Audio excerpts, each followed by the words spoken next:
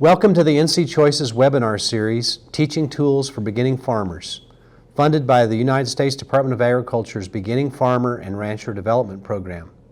I'm Matt Poore, and I'm going to be presenting the module on beef cattle production management. This is one of 7 modules offered in this webinar series. In this presentation, we'll talk about infrastructure for pasture-based beef production. If you're interested in other resources offered by NC Choices, you can find out more on our website or on our YouTube channel. So today we're going to be working with another module in the Beginner Farmer resource series on pasture-based beef production. Today's lesson, we're going to show you some of the basic infrastructure that's involved in beef production and make some recommendations about what kind of infrastructure you'll need when you get into the business. I want to credit for this particular presentation Mr. John Cothran from Wilkes County, North Carolina, who is one of our livestock agents and provided some of the slides and pictures that are in this presentation. Now, when you start a beef cattle enterprise, you will be working on a farm that already has some infrastructure in place, perhaps if it was in beef production before you got it, or perhaps it's a new piece of ground that does not have any existing infrastructure. So there's a wide range of things that you'll need to think about as you upgrade or develop that infrastructure for use in your farm. So if we think about the basic infrastructure needs, we'll talk about 2 completely different types of beef production systems. The first being a feedlot system, which the infrastructure there would consist of very heavy constructed pens, fence line feeders that allow access to deliver feed without entering the pen, automatic waterers, a system for waste removal and storage, heavy duty working facilities, and almost always some kind of feed preparation and storage facility. Now in our region, North Carolina and throughout the Southeast, feedlots are rather unusual and usually are maybe very small or just a part of a pasture-based operation. So for the rest of the presentation today, or for most of the presentation, we will focus on pasture-based systems, and we'll be talking about things like fences, water, feeding equipment, shade, farming equipment, and buildings, and which of those you might need or might want to have on your farm.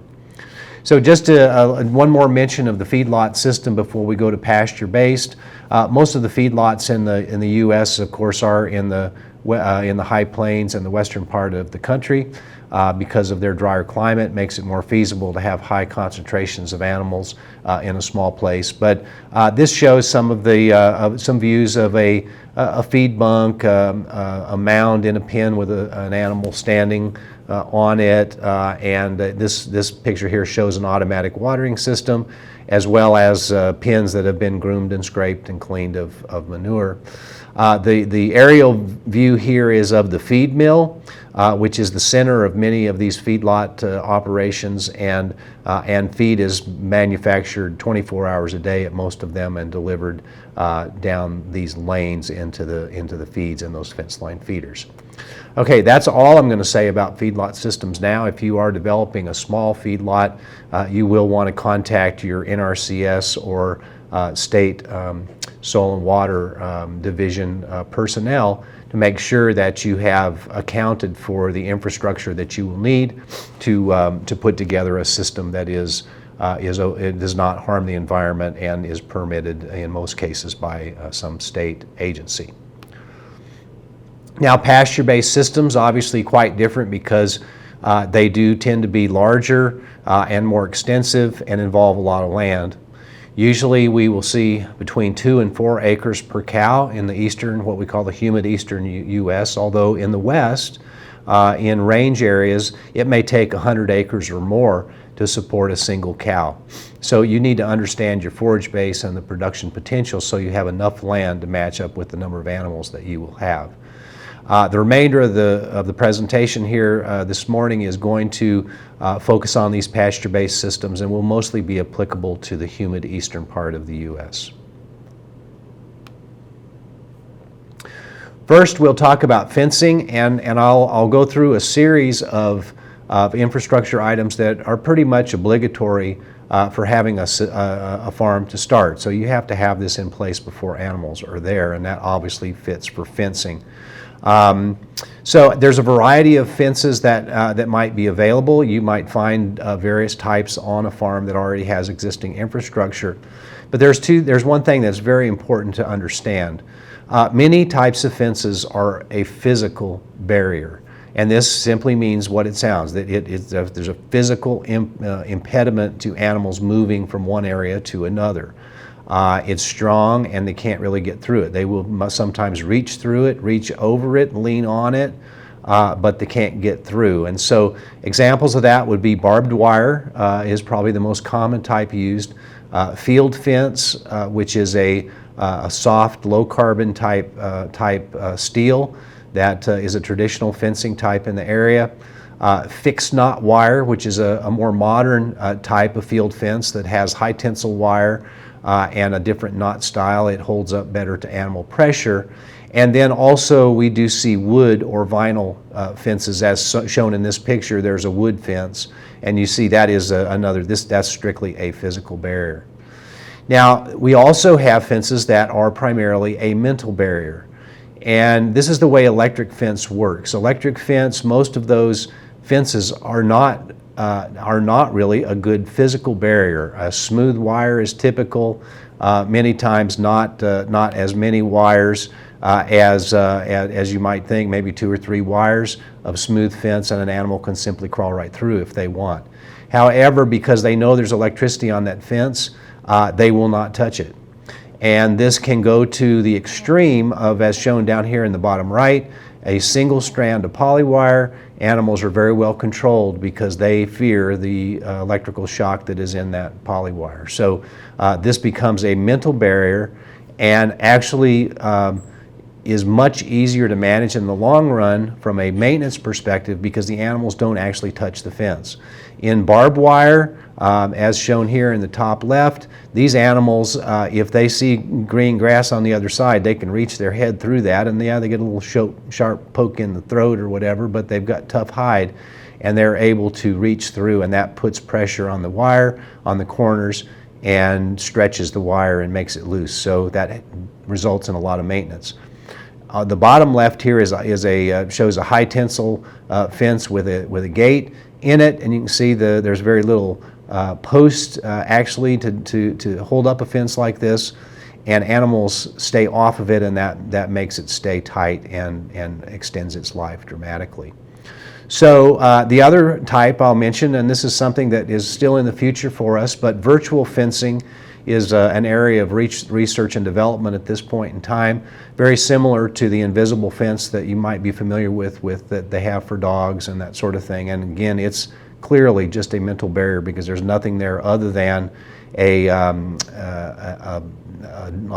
line on the map, if you will, that if the animal approaches that, they will get a shock through a collar. And so those types of systems are being developed, but they, as I said, they're not available for consumers at this point. Now, if we look at fencing cost is a critical component because fencing is such a big part of your initial required infrastructure. So we need to be thinking about the initial costs of construction, including the labor, post, gates, wire, accessories, those sorts of things, maybe the energizer in an electrical electric fence system. And then we have maintenance costs, which would include keeping the fence free from brush and weeds, repairing damage from livestock pressure, which turns out to be a high cost for the physical barrier type fences, and then repairing storm damage, which in our area we have experienced a lot of hurricanes and severe thunderstorms in the last decade, and fences are very easily damaged and very difficult and expensive to repair. So all of these are what add up to the costs, and instead of giving you a dollar cost, I'm giving you a relative cost, but I'll try to make that point as we go through this. But a typical high tensile electric wire might cost you about $1.25 a foot. Of course, that will vary if you build it yourself, how you value your labor, a lot of those kinds of things. But it's going to be in that ballpark. So then barbed wire is going to be approximately twice that. In this example, about $2.50 per foot.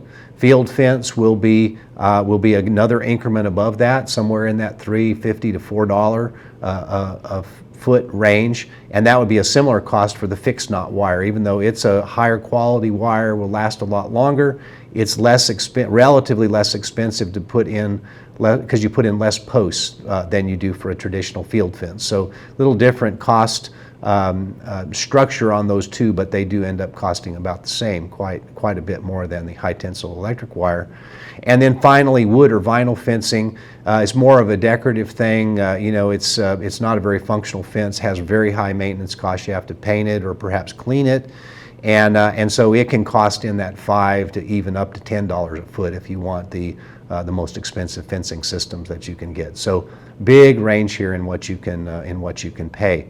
So for most systems with beef cattle, with cow-calf production, for example, we would recommend 4 strands of high tensile electric fence for your perimeters and 1 or 2 strand cross fences. So those cross fences, if they're just 1 or 2 strands of high tensile, are quite inexpensive and in that, in many cases less than 50 cents a foot to construct. So that becomes a very economical approach in these type systems. Now, I want to say a little bit more about temporary electric fence because this is a very, very critical technology and an infrastructure item for producers where they have smaller farms or are in the humid part of the country where the stock density is quite high or the stocking rate, whichever way you want to look at that. So all beginning producers should begin with temporary electric fence. Learn it up front as you learn more about your system and how to incorporate it, and it will become one of the most valuable tools that you have on the farm, and I'll explain that in a minute. Obviously, you have the ability to completely control your cattle and have variable size paddocks when you allow them to have new cuts of grass. And so that gives you a lot of control over their access to forage and is just a very valuable tool from a nutritional perspective. Other things that you can do, this bottom picture, these are 2 pictures of strip grazing during the wintertime, but in this picture, cows are actually consuming whole cottonseed off of the sod underneath that wire, and that prevents the farmer from having to have a feeder, feed bunks, and if there's some damage to the soil because of the wet nature of some of our soils, then that's confined to just one area, and that can be moved easily. So there's a lot of things that you can do with this temporary fencing. We do have a program called the Power of One Wire. I'm going to tell you a little bit about that, but there are many benefits to this single strand approach to the ones that I've mentioned, and I'll tell you those on the next slide. I will say finally though, with temporary electric fence, the key to making this work is to keep high power on your fence and have the animals well trained. And so you do have to study electric fence management and maintenance and understand the basics of that. But once you do, it's a very easy system to implement and gives you a great deal of flexibility around your farm.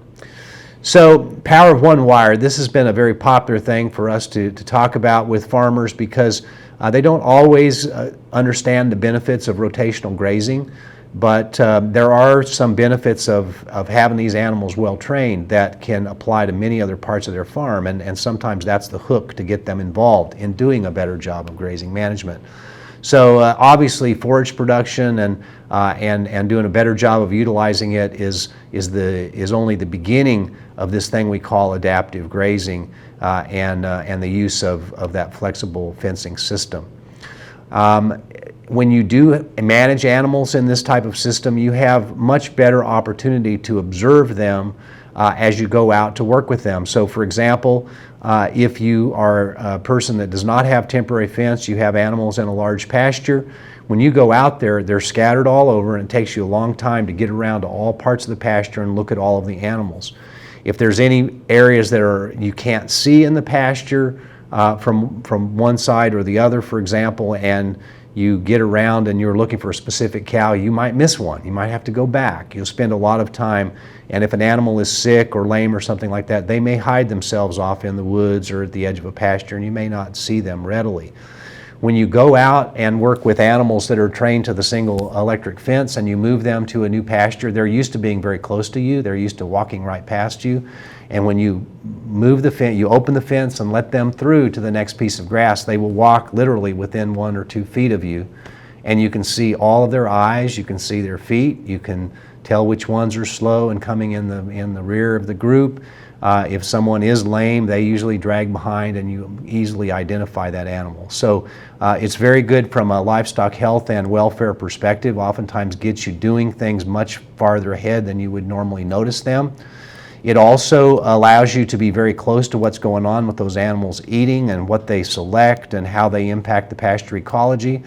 And then also it gets you out on the land with the animals, and it is a lot of fun. And so once you get out there and start doing this, especially if you're partly farming for the lifestyle or for the experience, then this becomes a very good exercise, very good low impact, but an exercise that you use all of the muscles on your body. It's something families can do together, including kids love to do this kind of stuff. And it's also a good thing in terms of safety. Animals are much easier to deal with, and it's less likely that you'll have a dangerous outcome with an animal that is not used to being around people when you do get close to them.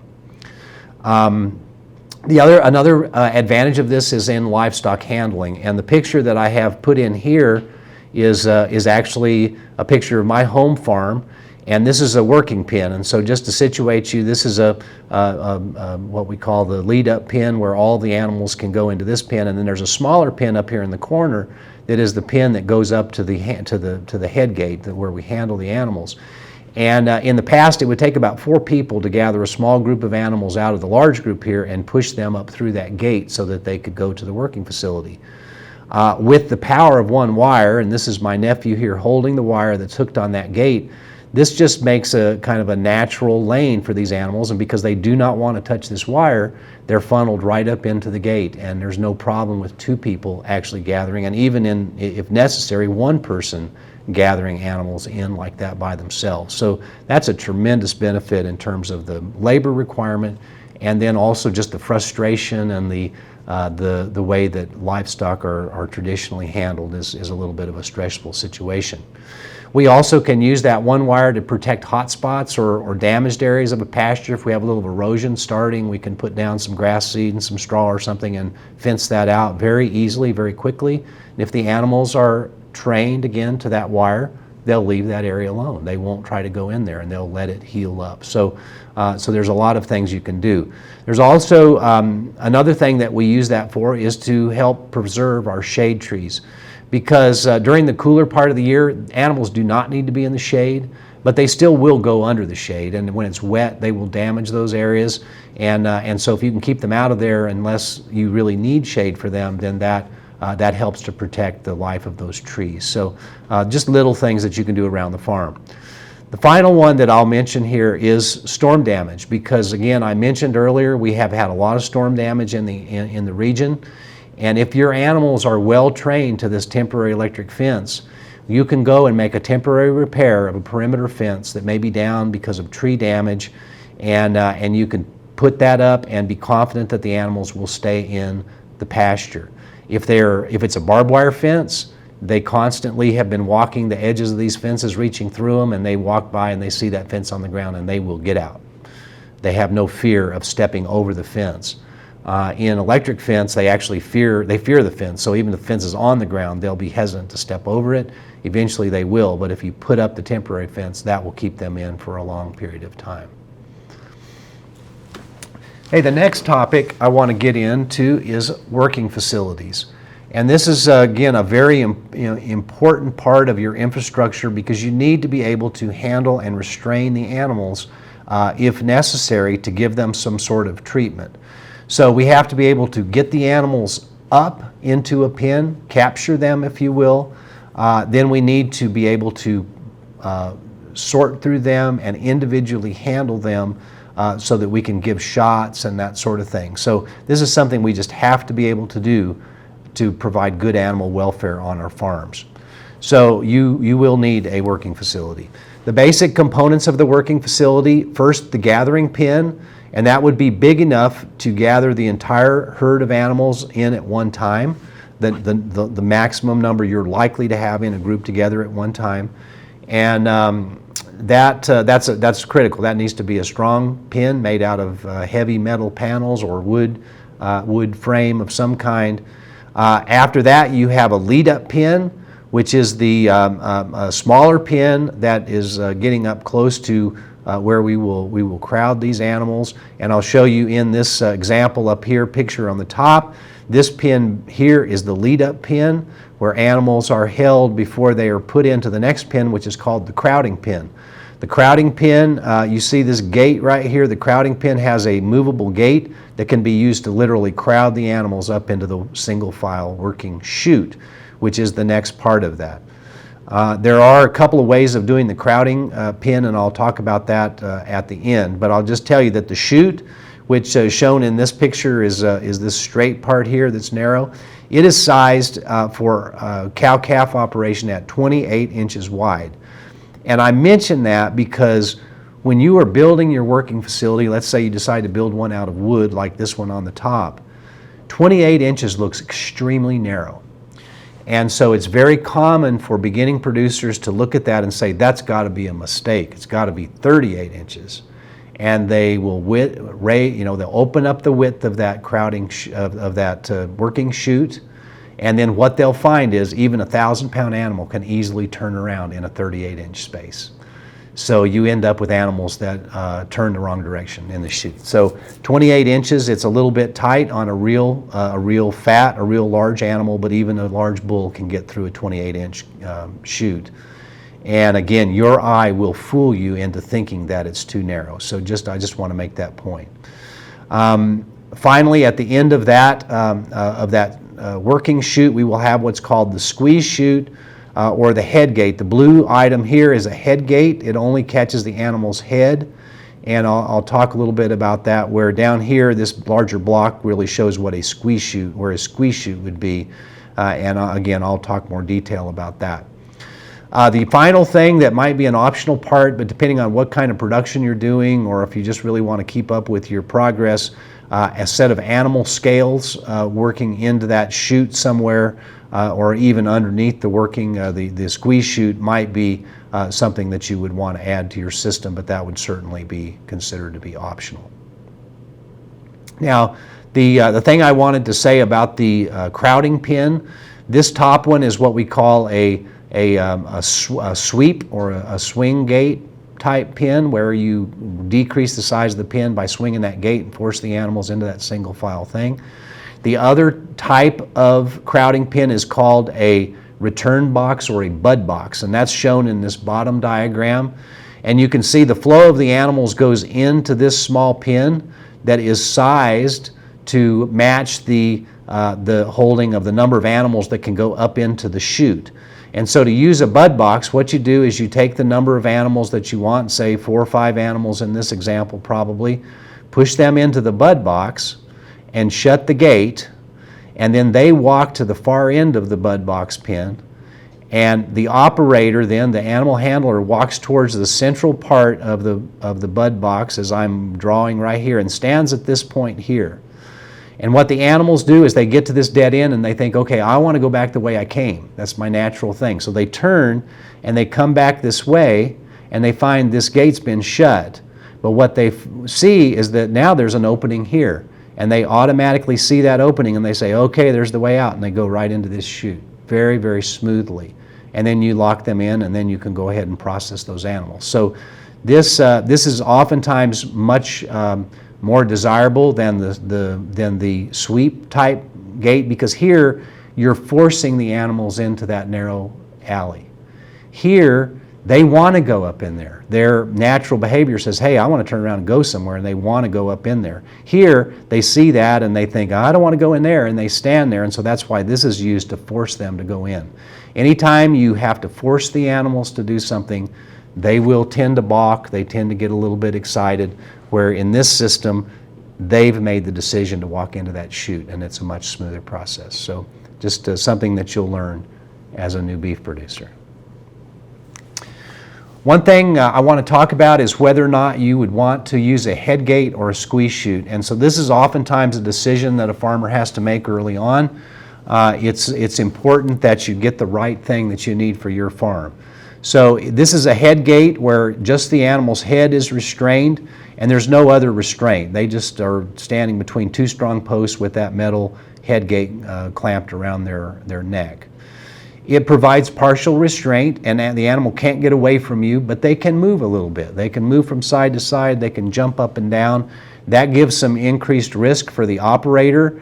This is me here putting a pour-on wormer on the animal, and that's pretty safe, but if you have to reach in there and give a shot, then that animal jumping around could cause you to have an injured hand or something like that.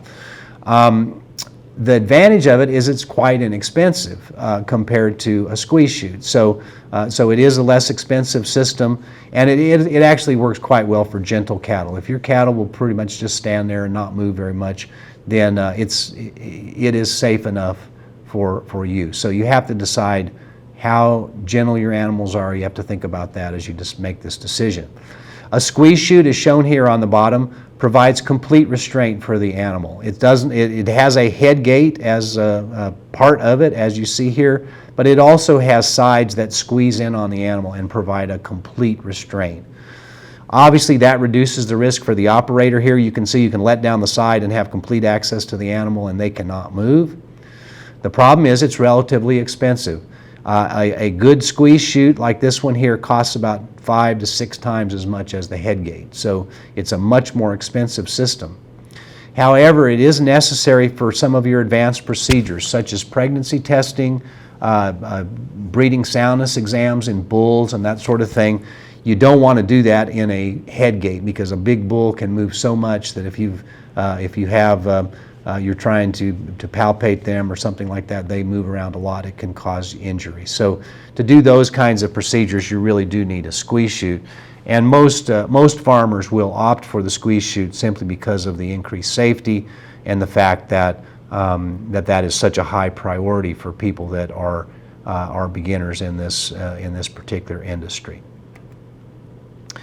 Now, one thing that's fairly new that we're seeing a lot of interest from in especially new and smaller producers is a portable working pen.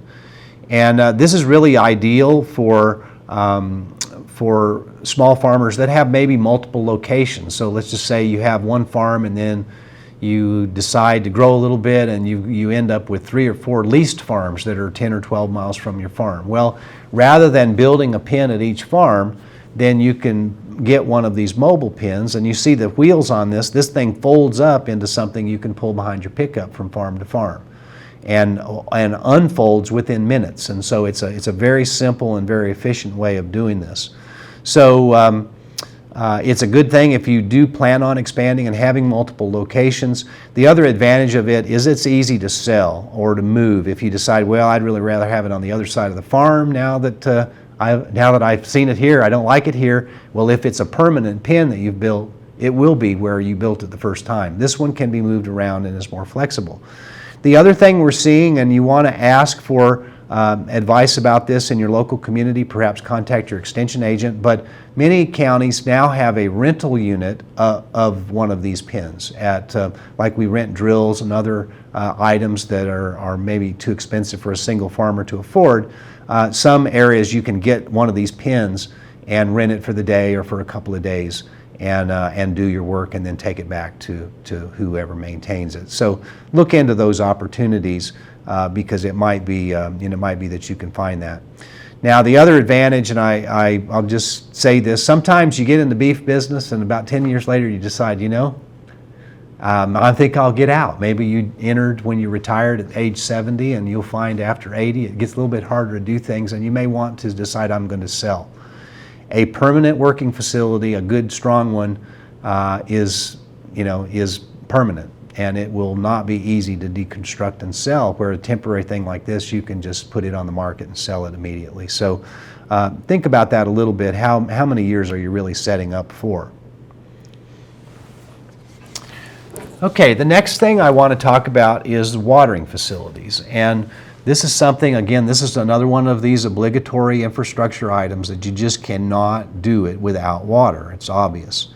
On average, a cow will need somewhere between 1 to 2.5 gallons of water per 100 pounds of body weight. So a 1,000-pound cow is a small cow, but she would need somewhere between 10 and 25 gallons of water. 10 gallons during the cold part of the year and as many as 25 during those hot days in the summer. So we need to make sure that we do understand that these animals can have a very high water requirement during the summer, and sometimes that is a problem because these animals need a continuous supply of fresh, clean water, and if they're depending on a very small stream or spring, and you get into hot, dry weather in the summer, that can dry up and not provide the adequate water supply. So we need to be very careful that we are making sure that these water supplies are adequate.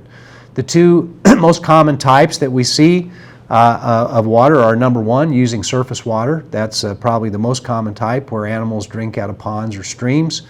Obviously, because of the heat in the southeast and the combination with toxic fescue on many farms, cows will spend a lot of the summer standing in the pond or in the stream, and that causes a lot of problems with surface water quality. So there's a lot of cost share money, a lot of opportunities for farmers to go into programs to put in a piped, pressurized water system, usually from a well. And so again, as a new producer, you want to go and look at some of these government programs that can help you develop infrastructure, and water system is one of the ones that they will do. Unfortunately, this is limited, the cost share is limited to farms that already have cattle and already have surface water and problems with water quality. Then that's where they will help you to invest in a new water system. But should you end up with a farm with established infrastructure that is based on ponds and streams, you need to contact them because there's some very good cost share programs to help you upgrade that water infrastructure. This slide just shows you a few photos of some of the options here.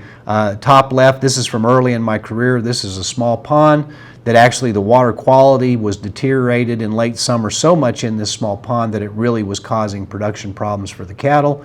And this farmer made the decision to switch to a pressurized system that came off his county water supply, and within a year his animal performance problems were completely straightened out. So this was clearly a water quality problem. Other options, tanks. This is a portable tank.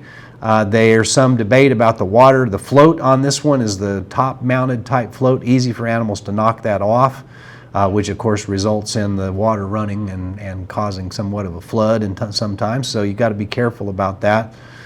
This down here in the bottom two panels here, this shows some different types of commercial waterers that can be installed. This is called the ball water. This one's called the jug, but there are two different ones.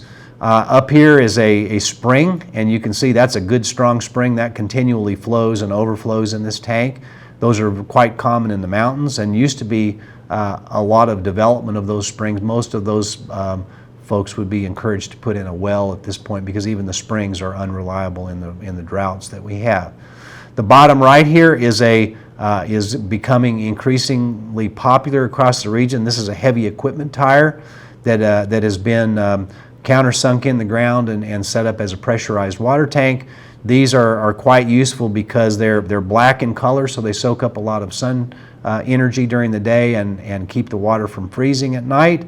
They also are a little bit flexible. As an animal drinks from that, the flexing of that material can break the ice in cold weather. But these are becoming quite popular across the region.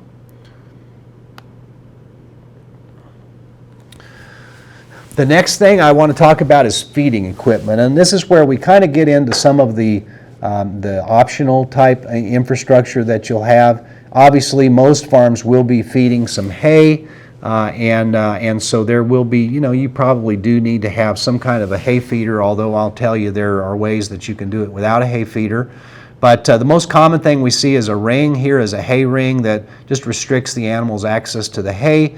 They can waste a little bit, obviously pull it out and that sort of thing, but it's a pretty good type of round bill feeder.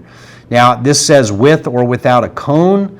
We do know that from research that's been done, you can buy a cone-shaped insert that goes inside of this ring that holds the hay up off the ground and lowers the amount animals pull off. And that actually becomes the lowest waste type system. But the cone feeder is heavier, and so you have to manhandle it, and it's a little bit more difficult to manage, and it's obviously more expensive. So you have some give up on that. Another real common type is called a hay trailer. This is a trailer that can hold more than one bale, usually up to 3 or 4 or 5 bales at a time. And cows go all around the outside of that, and they eat until that forage is gone. So this is a common type for larger farms, but the rings are more common for smaller farms. I'm not showing a picture here of an unroller, but you can buy equipment that will unroll hay out on pasture for you. Or if you have a little bit of slope to your land and small hay bales, you can unroll those by hand. So you simply get them up on top of a hill or someplace where there's a little bit of slope down in the ground and get it going the right direction. And then you can easily just push that along and unroll it by hand. And I do a lot of that in my own home management. That allows you to avoid having to have some kind of an expensive hay feeder. It also gets the nutrients out on the land and helps you move the animals around from place to place on the land, as we talked about in an earlier presentation. The middle 2 pictures here are of mineral feeders. One thing that we talked about during the nutrition section of this course was that animals always need minerals, and I believe I showed mineral feeders at that, but I do include them in the feeding infrastructure, so we're going to review that. These mineral feeders need to be portable and moved with the animals. They need to be kept out available to the cattle at all times. And there's various types out there. This shows a barrel and tire feeder here, which is my favorite type, and then this is a stainless steel feeder with a roof on it that swings in the wind. Both of them are very adequate, but this one is a lot easier to move, and it's about 10% the cost. So a much more reasonable homemade variety as opposed to a commercial stainless steel type feeder. Now, if you're interested in this more, or if you're thinking about what to do about mineral feeders, I'd encourage you to look at this type, and there is a YouTube video on that type. If you just search for cattle mineral feeder, it will be one of the first ones that comes up, and you'll see how to build one of those. So the final item on this slide will be feed bunks, and these are used to feed concentrate feeds to animals to reduce the amount of waste. You certainly don't want to feed those on the ground in most cases, and so we need to have something to put that feed in.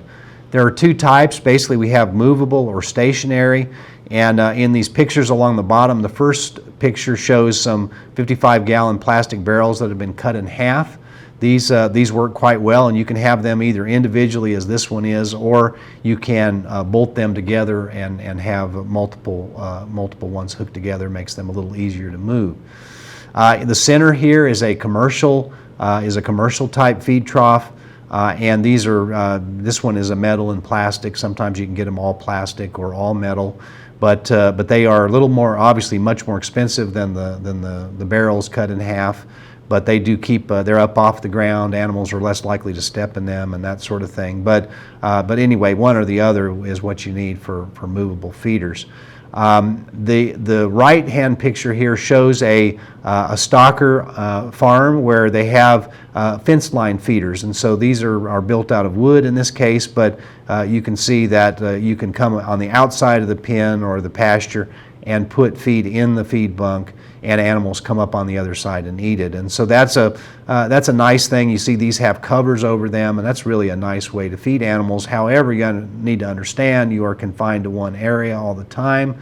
A lot of impact will be on that area, and these would mostly be for larger operations that are handling a lot of feed and feeding a lot of animals. The next thing is shade, and it's one of those things that we kind of take that for granted, but here in the southeastern U.S., cattle in general need shade during hot weather.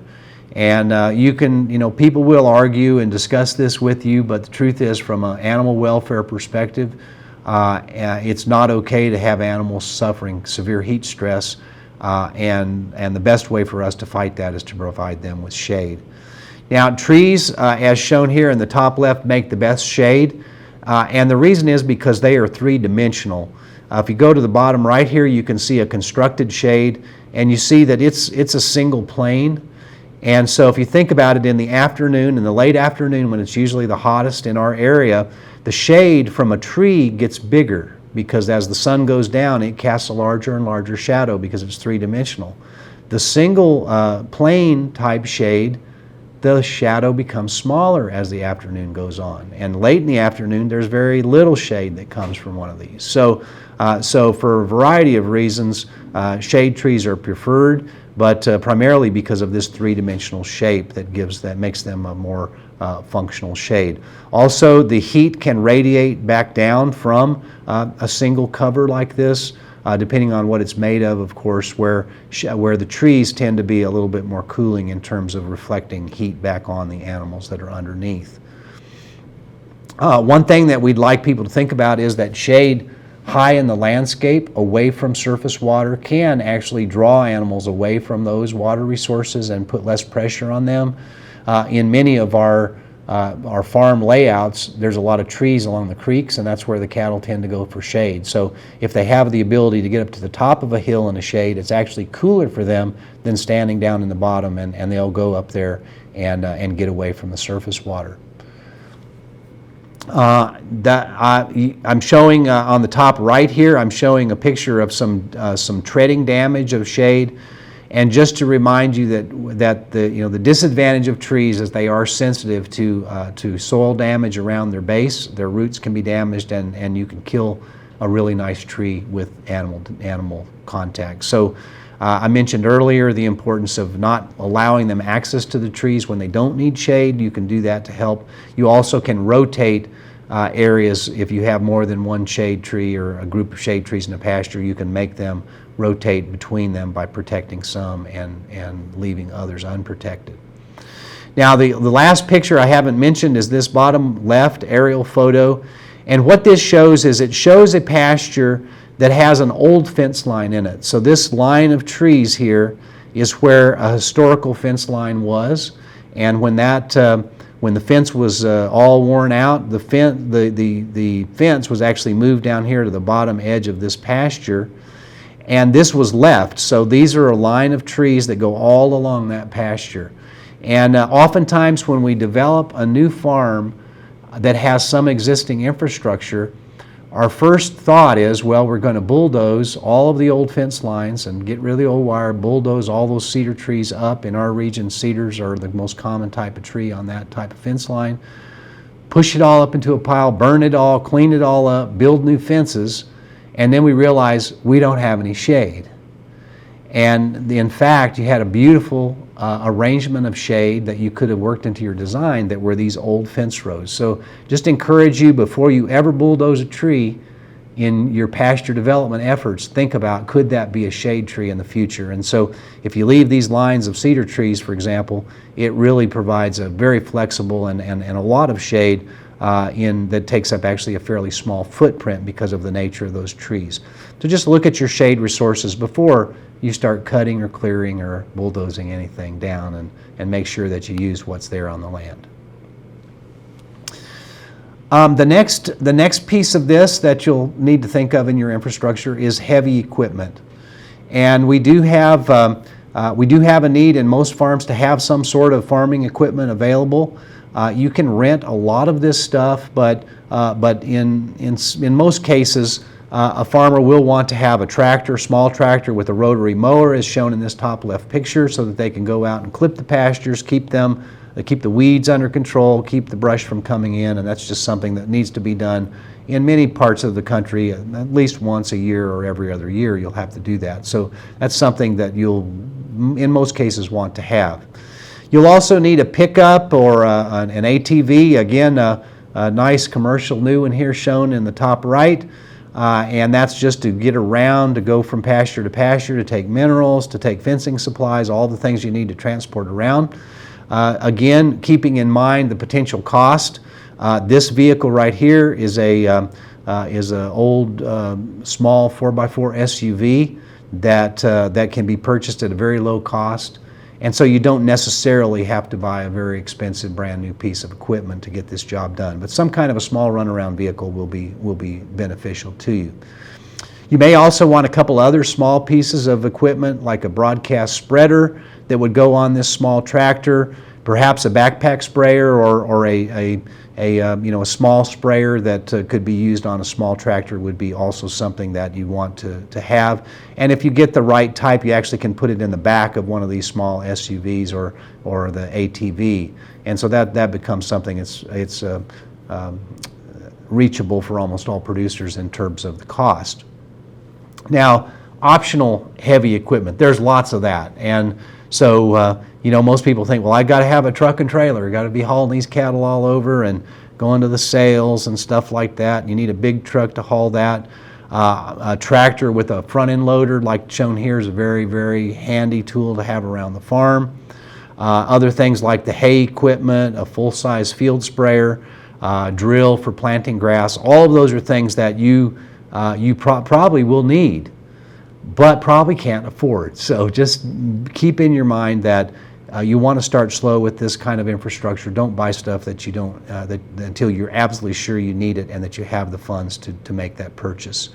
We'll talk about that a little bit more on the next slide. So one of the ones that we really want to focus on is hay equipment, because most people that get in the cattle business think, I've got to make hay. So just want to make sure you understand that making hay is a very, very costly enterprise. Most beginning producers should start off by purchasing their hay needs. And this is simply because of all the other things you have to do to learn how to do your cattle. You don't want to try to be learning how to do hay at the same time. So all of this equipment is what would be needed: a cutter, a baler, a rake, and this is called a tedder for fluffing it up. All of those are really needed to make decent hay, and it's pretty easy considering you have to have a bigger tractor as well. It's pretty easy to put up upwards of $50,000 into this hay equipment, or even more, even if you buy it used. And so if you're a small farmer, it's really hard to ever overcome that, and you can purchase hay. Drill, as shown here in the bottom right, that's for planting the grass. Again, a very, very great tool to have. Most counties have a rental drill available. So ask your extension agent, ask your soil and water people, and find out if that resource is available in your area, because we almost always have one from a public institution like that for rent, or from a private equipment dealer in the area. Buildings is another optional infrastructure item that again, many new farmers think this is something I got to have a barn. You got to have a barn. Well, the truth is barns are real nice. They look good and they're kind of fun to have a place to put your feed and your hay and stuff. But animals, other than maybe a sick animal or someone that needs a lot of care, animals are almost always better off outside in this environment. Now, that's not the case if you get up into the extreme northern part of the country and that sort of thing. Sometimes they do need some shelter. But even in those situations, some woods, some trees, a draw that they can get out of the wind or whatever is better shelter than a barn. Because in barns, you have very poor air quality. And so animals breathe a lot of ammonia. You can have a lot of disease problems come out of that. So you're better off with animals not being in the barn. So having said that, what you do need is a place to store your equipment, a place to store your hay, and so things that will really pay for themselves are equipment sheds and hay sheds. If you have that expensive equipment, having a way to protect it from the rain and the elements will pay for itself eventually. And as you put up hay or you buy hay, whatever you do, putting it in a place where it's not rained on all the time will keep the quality much better, and that shed will pay for itself pretty quickly. So just before you build a barn, think about maybe I should build me an equipment shed first. However, it is nice to have a small barn or shed for your feed, your seed, your chemical storage, and then some kind of a shop where you'll have your tools stored and other things that you need for the day-to-day life of the farm. Now, if it's a small farm, that can be a pretty small little shed. You could do that out of your garage or something like that. If it's a large farm, then you'll need some significant amounts of storage. So this is quite scale specific and something for you to study on and decide how to best provide for your farm in this area. So to summarize, I hope that that's helped you think a little bit about some of the infrastructure items you will need. I've not covered by any means everything you might run across, but these are some of the key infrastructure items that you need to have in place before you have cattle, and then those that you'll think about after you have cattle and need to do things to help keep them more efficiently. Obviously, those required things are the fences, pastures, with established forage. We talked about that in the forage section, so I didn't dwell on that. We need a watering system, we need access to shade, and we need that working facility. Those are things that you just can't live without. Critical equipment, farming equipment, we probably need a tractor and a rotary cutter, and then some kind of a pickup, ATV, or runaround vehicle. A larger tractor with a loader and the other implements that can go with that is optional. But most farmers, if you go and continue this and get to be significant scale, you will eventually probably buy a bigger tractor. But better to start with a small one that fits your farm and then get a new one when you need it. It's very, and a reason for saying this, it's very easy to invest so much in your infrastructure that you can never be a viable business. And just keep that in your mind. If you have new everything and the best you can get, there's a really good chance it will never make money for you. So in some cases, making money is not your highest priority. So keep that in your mind. And also keep in your mind, if making money is your highest priority, then don't feel bad because your neighbor has a brand new tractor with a front end loader, because they may not have money as their top priority. So just make sure that you do what's right for your farm, and don't do what the guys at the coffee shop tell you you have to do, because sometimes that's not the best advice. The other thing to think about, many of these items can be rented. And so ask around and find out which of the items can be rented easily in your area, and also look for potential custom operators to come in and do things for you. Things like spraying and such, you can oftentimes get custom applicators to come in and do those jobs for you. Now, the final thing I will say is that there's a lot of reasons people get in the beef cattle business. A real common one in our area is they retire and they want to move out to the land. They want to do something that's not extremely strenuous, that where there's a ready market, they can easily sell their products, and so they get into the beef cattle business. In those cases, or in cases where you also are not retired but have off-farm work and farm on the side, you will find that perhaps there's tax considerations with depreciation and that sort of stuff that will allow you to afford a little bit better infrastructure than if you are a full-time farmer and that is your only enterprise. So think about that. Obviously, that's why your neighbor might have new equipment and you have old used equipment, but it also might be an opportunity for many to have a little bit better, because they are not in it primarily as their first career and with the primary interest of making a lot of profit.